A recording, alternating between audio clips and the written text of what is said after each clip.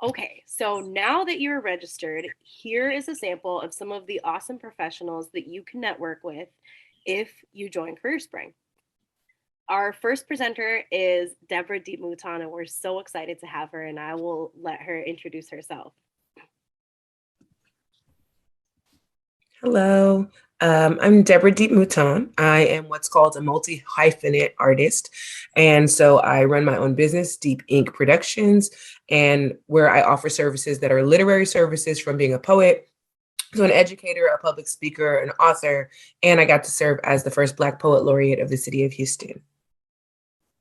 A couple things about me. I love music and I love being outdoors. If I can get out into nature, I'm filled. And one time I walked 24 miles across Germany over the course of 3 days with my husband on a wild trip that I will never forget. That's awesome. Thank you so much, Deborah. So next up, we'll have Darlene. Hi, I'm Darlene Mikulski. I'm a physician. Specifically, my specialty is brain injury rehabilitation and spasticity management. I'm a professor at assistant professor at Baylor College of Medicine, and I'm the director for the traumatic brain injury polytrauma program at the Michael E. DeBakey VA Medical Center. My hobbies are trail biking. I got into that because I have a teenage son and I wanted something to do that's in common with him. And there's not very many of those. So we started trail biking, which it's been great because I love being outside. And I'm a very artsy person. I used to do oil paintings back when I used to have better focus before kids. And now I do mostly crafting that involves my beautiful Cricut machine and my monogram machine and my sewing machine. So that's what makes me happy. Fun fact, during my senior year of high school, we were cheerleading state champs. We went on to national competition, won. We were placed in the top 15. So it was a fun year for me, my senior year. Thank you. Awesome. Thank you so much, Darlene. And last but certainly not least, Isaiah. Hello, my name is Isaiah Culpepper. I am a registered nurse at Ben Taub Hospital. I work on the neurosurgical ICU there at Ben Taub. Some of my hobbies include playing basketball. I love to cook. I love traveling whenever I have time, and most certainly sleeping because I work nights. And so as soon as I get home, all I want to do is just sleep the day away. A fun fact about me is a new hobby that I picked up actually, which is DJing. So after work or on my off days, I like to DJ for small family events and stuff like that. I need a side gig as a nurse since I have 4 days off during the week. And so I want DJing to be my side gig. So that's a little bit about me. Awesome. Thank you all so much for sharing. We're super excited to have you. And now we'd like to ask you some of our student questions. So these are just some questions that students have when they're thinking about going into these various industries and fields. Rebecca, would you like to lead us off? Yep. All right, so the first question we have is if you could please describe your working day, and we're going to go in the order that we did the slides. So we could have Deborah first, then Darlene, then Isaiah. Yeah, my working day is kind of a mixed bag depending on what project I'm working on, because a lot of my work is very contract based and very project oriented. It can look anywhere from waking up at 3 o'clock in the morning with a really great idea that I want to write down to spending a full day in an opera house, workshopping my next operatic piece, to sleeping all day because I have to be at theater all night directing and moving a piece around. So I really love the flexibility of it, that I can kind of schedule certain times of the year to be more engaged in certain projects. And then I can easily say, I'm off for a week to go on vacation and can just block that off my schedule. Being an artist really does give you kind of that flexibility. Okay, this is Darlene again. So I'm going to take my average this past Monday. Before I start the clinical day, I usually meet with a resident that will go over information as far as what topics that he or she will need to learn. Usually it has to do with stuff they're going to see on their board exams, because I am on multiple board committees. and writing for these committees. So we'll review that. We'll start seeing patients. Generally, that has to do with their cognitive, physical, emotional states. Manage patients, but also teach at the same time. When the day is done, usually a little, or not the day, but the morning, usually a little past lunch, I usually eat while I'm working, reviewing consults, deciding which of the consults go to 15 different specialties, and then finish up with some administrative, usually the brain injury administrative work. And at that point, finish emails and pick up my kid, go home, usually finish some work at home. A typical working day for me as a nurse is I work 12-hour shifts, so they're very long. And at night, we typically love to eat. And so there's always food in the break room as soon as we walk in the door. So typically I walk in the door, put my stuff up in my locker, and I go grab a little snack before I hit the floor. Me personally, I like to say a prayer before I step on the unit, just because I never know who I will encounter and what I will encounter for the day. So with nursing and anything in healthcare brings a little stress, but it's good stress as well. So I always make sure that I have a level ground when I walk in, and I clear my mind of everything, because when I get on the floor, the patients are most important to me. So I spend my day checking my patient, administering medication, communicating with physicians, physical therapists, occupational therapists, dietitians, and other management of the hospital to make sure that the patient that I am taking care of and the patients on the unit are getting the best care that they can receive while they're in their stay, because arguably they're probably at the worst point of their life. And so we want to make sure that they're cared for and comfortable. So I chat with my patients. I try to make them feel good, try to make them happy, and make sure that they're comfortable. So that's most of my day. And then I take frequent breaks, and when I take my break, I like to eat. So like I said, there's always food there for us to eat. Then when I get off, I take a long rest and get ready for the next day. Our next question is going to be, what made you choose this role and what motivates you to do it every day? So don't feel the need to answer in order. You can answer this as you feel the inspiration. Yeah, I mean, I can start us off. I think for me, I kind of was in a situation where I didn't choose it. I think very much it chose me. I've done quite a few jobs all over the place, most of them really centered around arts and community, anything from projects organizing of a huge festival for like 2,500 people to teaching as a teacher of record in Houston Independent School District.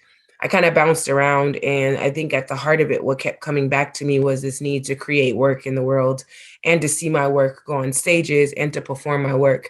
And even when it was kind of my side hustle, it was always there, right? And so I think as I kind of grew, I started thinking about what it is that I really wanted to do with my life. What did I want to spend these years on earth, right? Like accomplishing or investing in. And I just knew that it had to be my artistry. So for me, like that is enough motivation, right? Is to get up and know that there's something brand new for me to tackle, or that there's a new play on Broadway I could see and be inspired by, or that there's a voice that I feel like hasn't been championed that I can champion in my work. And I think that that's part of like the activism of art, right? Is that we can assess the world around us, and then we can figure out how do we amplify a conversation, or how do we change the course of what people are talking about to this new thing that should be talked about within the work. So, that's why I do it every day, because I can continue to do that, and it can always be new to me. I think that's really important. So I'll talk a little bit about how I chose to go to medical school. I wasn't one of those kids who knew I wanted to be a doctor since I was in kinder. I knew I wanted to serve other people. I knew that was kind of where my heart was, and I felt like I needed to follow a passion. It wasn't until college that we had to kind of determine our major. I knew it was something in science and math because that was kind of my strength. And I remember for 2 weeks taking hour-long walks, and essentially I didn't know at the time, but I was praying for just clarity of a decision, because I knew once I made that decision, it was going to kind of set me on a long track of a lot of difficult times. So I didn't take it lightly. I made the decision. Again, it took me about 2 weeks to decide. And from then on, it was, I mean, high school was really fun for me. College was not, because, I studied a lot. And so, thank goodness, I did get into the school of my choice. And my next, the next decision was deciding what my residency was going to be.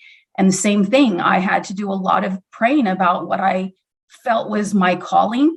And luckily, I came across a senior.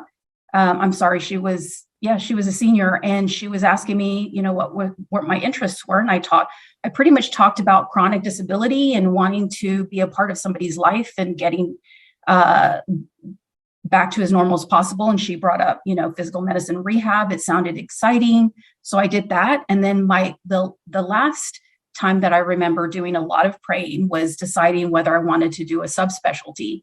And it was between two. It was a brain injury, spinal cord. And again, spent a lot of time praying. And by that time I was married. So a lot of discussions with my husband, and felt like my calling was brain injury rehabilitation. And I feel like there are moments in time where, you have to make this big decision. And for me, it's that conversation with my higher power, and also knowing that I have a passion for it. And if I have that, I can pretty much navigate through anything. It'll be tough, but it gives me that energy to go forward. Same thing as Isaiah. In the mornings, I do my 5-minute meditation and I pray, and I feel like it helps me put my mind in a state where I can be patient, and that I can take on a lot of problems sometimes and frustrations, knowing and remembering why I did this in the first place.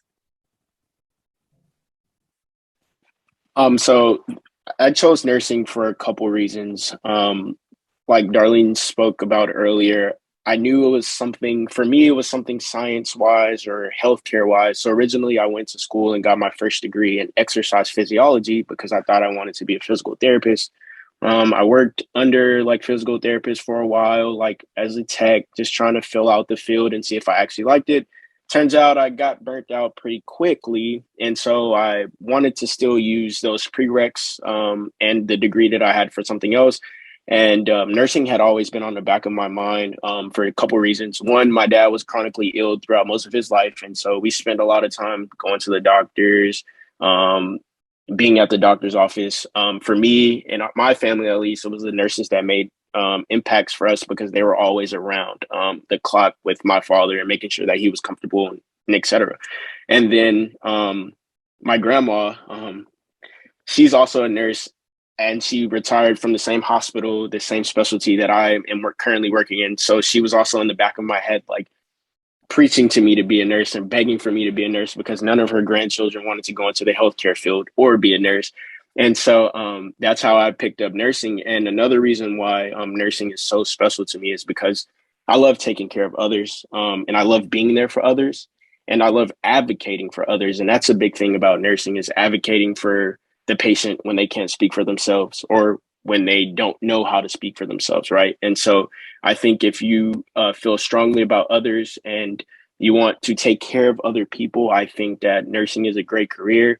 And that's what motivates me every day. I mean, when I walk in, some of these people are at the lowest of the lows, and it's up to the person that they see every day, which may not be their family. It might be the doctor, it might be the nurse, it might be the physical therapist. But if you're constantly putting a smile on their face, or if you know that you're doing the best job that you can do every day to help this person recover, I think that's important. And so that's what motivates me every day in my job. Awesome. Thank you for those amazing responses. We can go ahead into the next question. So what advice would you have for others who want to set off in a similar direction? I'll take that one. I always feel like there's two categories for those that I've advised.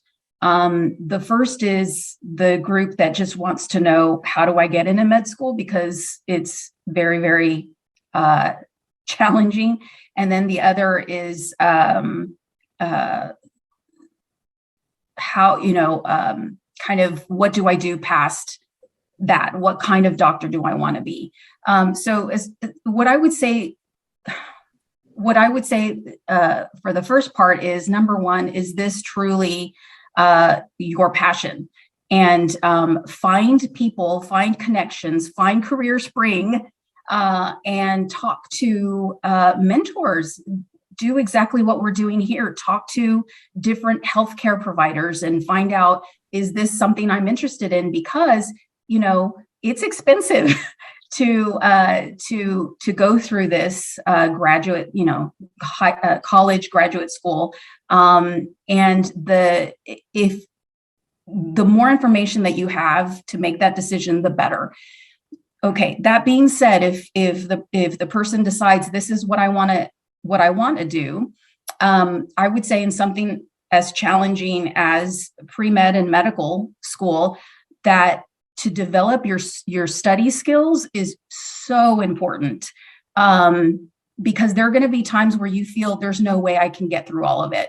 I mean, even the smartest of the smart people feel like that, who have always been at the top, and then they get to medical school and they're like, what? I'm not used to having to study so much.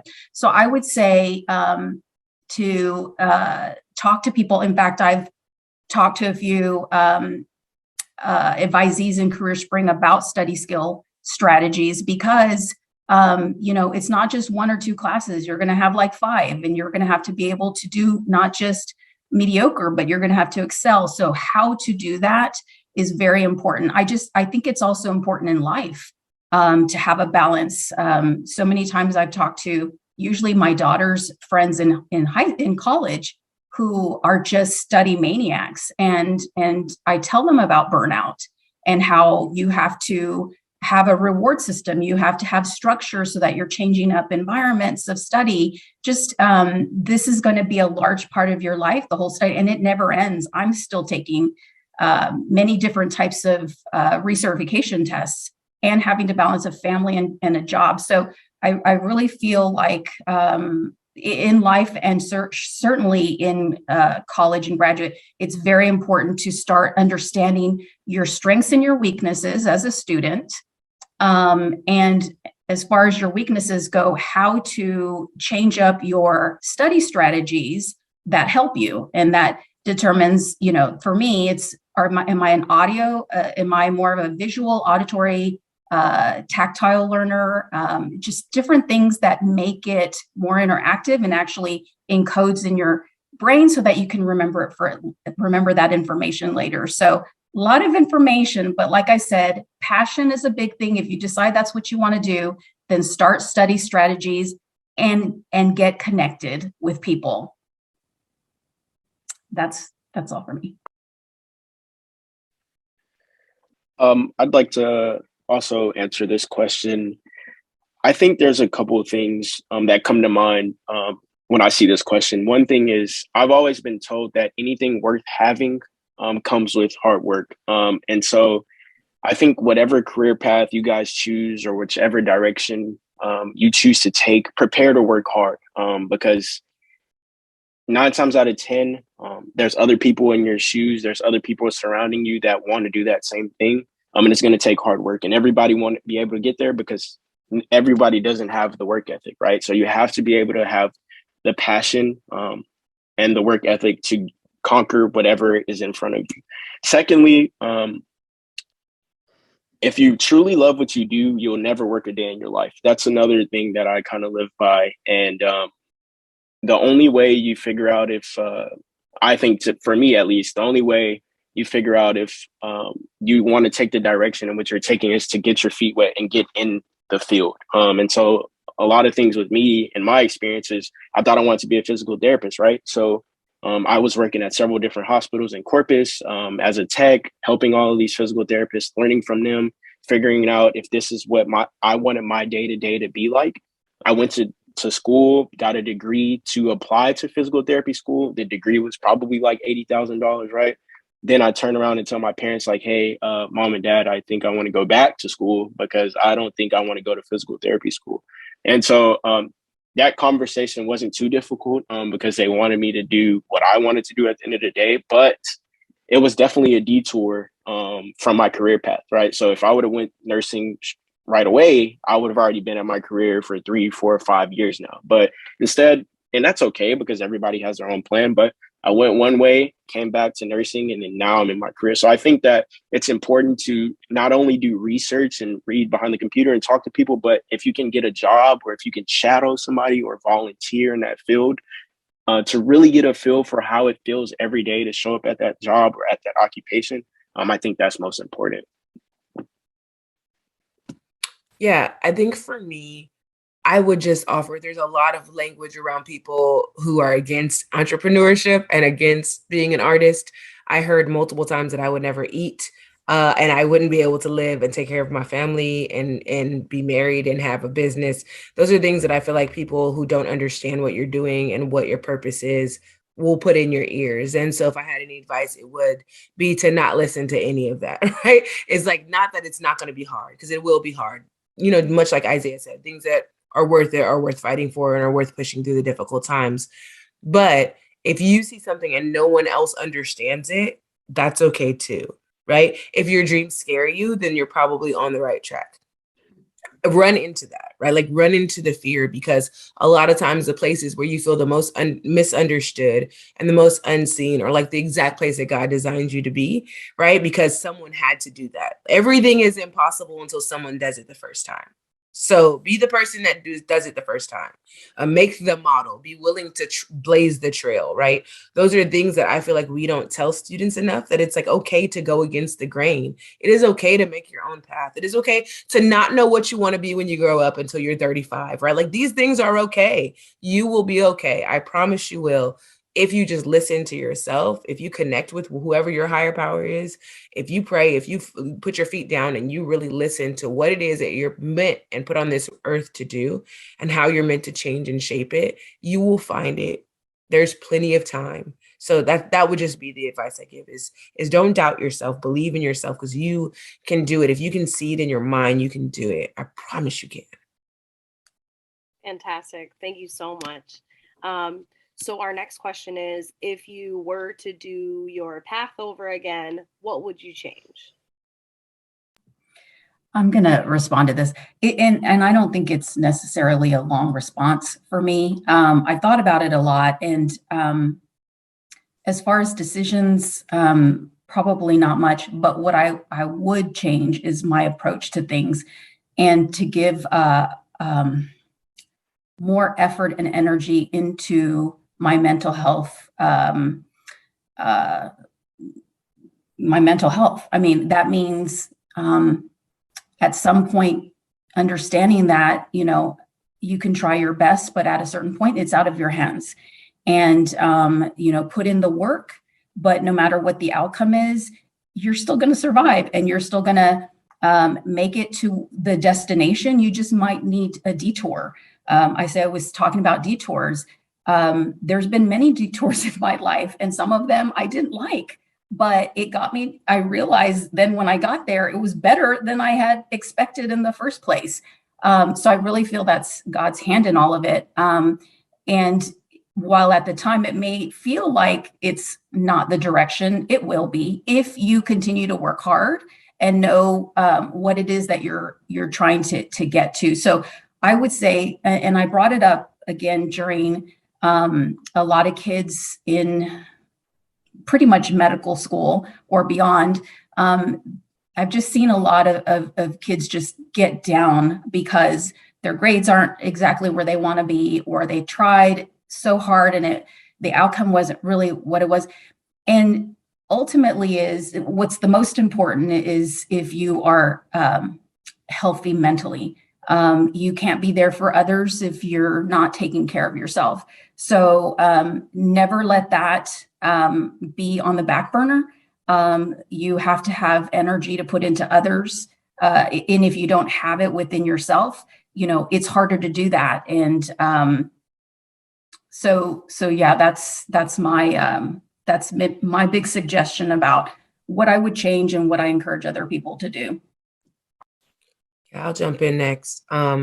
As far as what I would change, I would say absolutely not a thing. And the reason why I say that is because I don't feel like there's wasted moments and I don't feel like there's coincidence, right? Every detour, if that's what I was gonna call it, or pivot, I try to call it a pivot, right? Every pivot in my journey has given me some insight or some knowledge or some relationship or some way to empathize with someone else or be compassionate with someone else. Like I've been homeless multiple times, right? Like I have slept on people's couches. I've dealt with a chronic illness. Like I've had large hurdles that really have changed and shaped the way that my career has gone with reason, right? And I completely agree with Darlene that like healthcare, mental health care specifically, is probably a huge priority that more people need to consider. But for my personal journey, I would say learning how to appreciate every single hiccup and every single success. For me, I wouldn't change a moment of this journey. I would say the same thing. You would think that for me, going and get a different degree in something totally different, and then, well, I wouldn't say totally different, but um, spending a lot of money that you can't really get back, and taking another career path, I wouldn't change anything because I'm a firm believer in everything happens for a reason. And through the challenges that I had, and the detours that I took, like Deborah said, I learned new things. I met people. And I think sometimes if I would have never taken that path or taken that route or didn't go through that struggle, I wouldn't be the person that I am today. So I want you guys to keep in mind that when you're struggling or when you think you're down bad or when you're going through it, it only makes you stronger. And it's only temporary, because there's highs and lows in this life. And if you get bogged down on the lows, then you will never get to your highs. And so I think that it's important to appreciate the struggle, because when you appreciate the struggle, good things come from that. So I wouldn't change a thing. I appreciate all the struggles that I had. Not in that moment, of course. Of course, in that moment, I'm crying, I'm upset, I'm mad at people.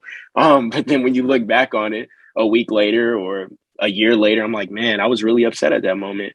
And now I'm happy and I'm moved on. And it's kind of like working out. Like you go to the gym, like you're in pain while you're at the gym. But when you get home and you drink your protein shake or you have your meal, I bet you're glad that you went to the gym, right? So it's that same feeling.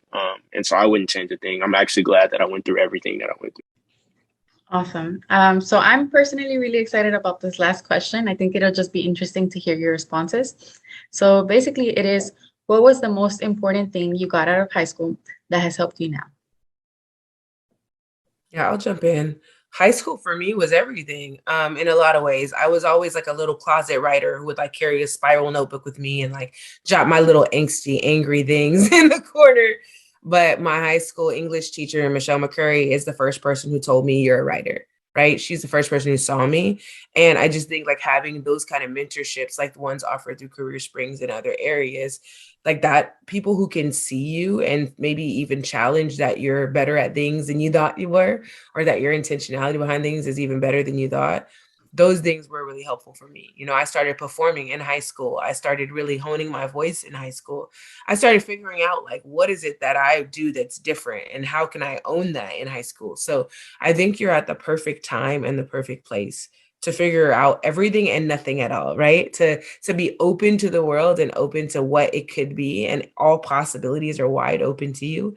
And so it's the perfect time to kind of start trying a million things and seeing what fits.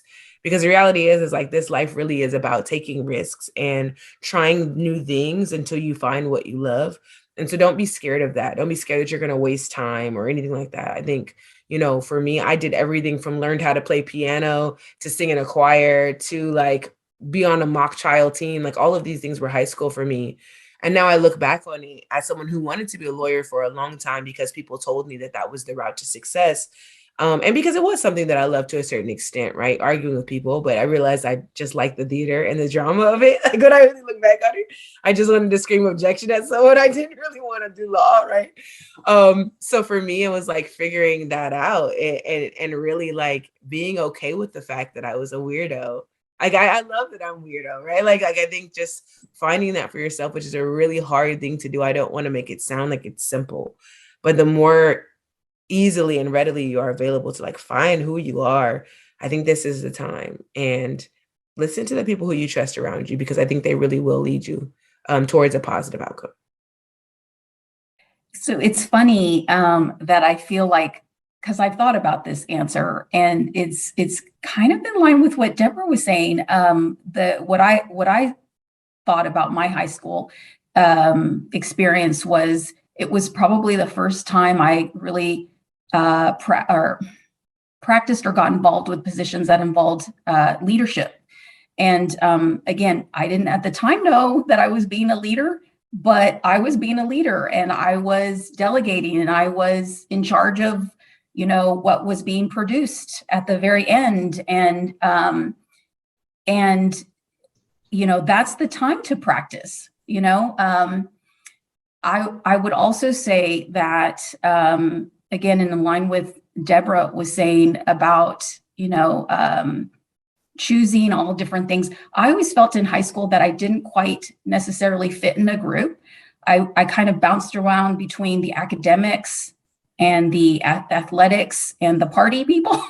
And that's a good thing, because later in life, I realized I can actually still do the same thing. I can go to these board committee meetings with national leaders in their fields and integrate there.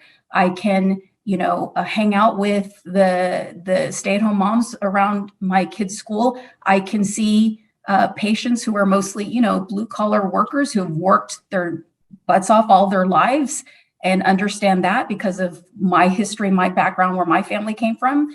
I feel like there's a little bit of understanding of everybody. And while in high school, that made me feel like kind of like didn't quite fit in.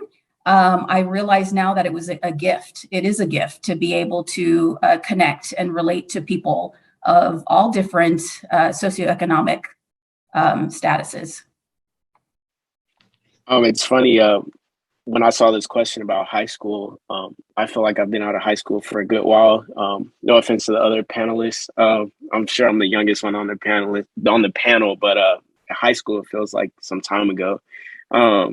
But in all seriousness, high school was a serious turning point for me, and I'll share with you guys the moment in which I knew that I had to change my personality and actually where I got my drive from.